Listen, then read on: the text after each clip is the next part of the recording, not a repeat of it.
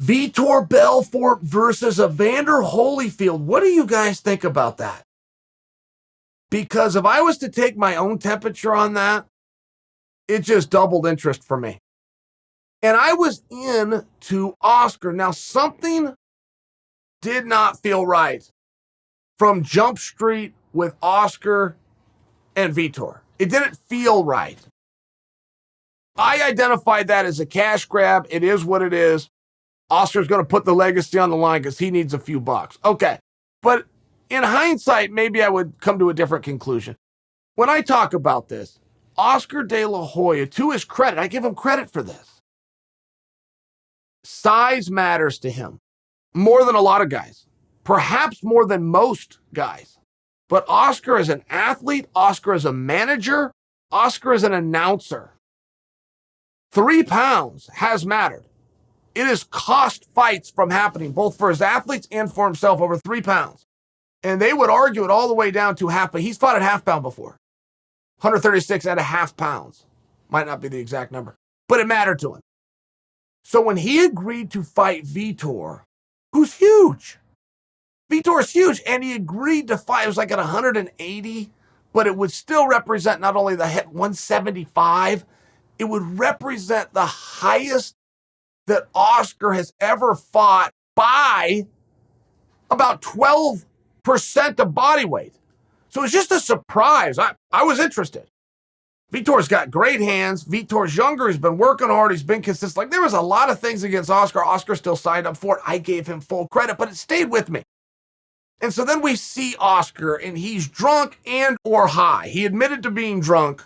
He's intoxicated. And this is while he's in training camp. And then he puts out some footage of training camp. And he looks slow as molasses running uphill. Then he shows up to the press conference. Now, he had a shirt on, but he was out of shape. This was bad. This was bad. He had the love handles. It was bad. Something's off here. So he ends up in the hospital. So, of course, we want to say the right things, which are, gee, we're thinking of you, Oscar. Get better. And we want to leave it at that. Of which I would do if that was all the information I have, but I don't, because he has been on social media the entire time. Look, pick one. You're sick and you need hospitalized. Or you have a smile on your face, you're taking selfies, and you're posting them every hour on the hour about a boxing match that you're now not going to do. They don't go together. They just simply don't go together. I'm not looking to be an insensitive dick about it. They don't go together. You're in the hospital sick against your will, or you're happy with a smile and doing social media every hour. It doesn't work. So it would draw a reasonable person to a very different conclusion, particularly when you add everything up. Set Oscar aside. Let's give him the benefit of the doubt. Let's do what you're supposed to do. Just say get well. Somewhere you now insert Evander Holyfield. Now, that's interesting. And if there's anything we do know about Evander, looking at his age isn't the first thing. We've kept up with Evander over the years, and he's one of those guys that got into sport, but he likes exercise. So then post-career, he stayed in the gym, whether he was competing or not. Post-career, you'd see interviews, you'd see pictures. He looks fantastic. Then he starts talking about this comeback with Mike Tyson. He's putting out real videos. I mean, if you ever see a Joshua Anthony training video, one thing will be consistent, which is you will never see him sweating.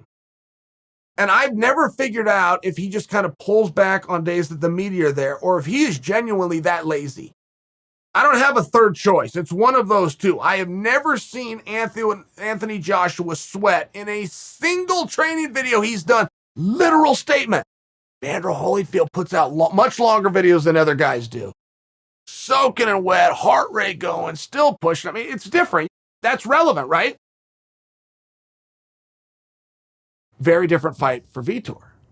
How are you going to get Vitor to accept that? You just brought in 2 different guys at 2 different weight classes. You brought in a 43-pounder, and you brought in a heavyweight. You brought in a 43-pounder who is publicly out of shape, slow as molasses running uphill, and intoxicated. versus a professional who's been very consistent, very hardworking, and very diligent. That's interesting to me. They cannot do that. I could have told you before anybody wasted one day, you can't do that in California. California is not after the money. They are not after the show. They will always put a fighter's safety, and Andy Foster just has a very consistent way of doing things before he licenses anybody over the age of 40. And that is, he's going to come down to the gym and he's going to watch you. He will give you the benefit of the doubt. Not only do you not have to get in there and prove you can do it, he will not allow you to. He's going to come down and he's going to assess you. Going to stay in the back. You're going to do a workout. He's going to bring a couple other professionals with him. They're going to have a clipboard. They're going to check some boxes. They're going to go from there. Those things just didn't have time to happen, and therefore you can't do it in California. You just can't. I could have told them this and saved everybody some time. They're going to move the fight to Florida. I don't know that I have an opinion on the fight. I'm not positive I'm going to watch the fight. I don't know that I would expect you guys to, but we'll still want to know what happened, won't we? And we'll still want to give our guests ahead of time of what's going to happen. And things have changed greatly. Anybody gets credit here? 100% it's Vitor. For sure. Wildly different fights. Vitor doesn't show up. Show likely is canceled. Right? Likely. Got to scramble. You'd have to do some stuff. We see what happened. They're up against a clock. Week away? Isn't it September 11th? Which is like this Saturday? This Friday, this Sunday? Isn't it this week? I just want to know what you guys think. That's it. I just want to know what you think. Make sure I have my thumb on this correctly. Make sure my pulse is correctly. Because my intuitions, my instincts inside, I'm more interested.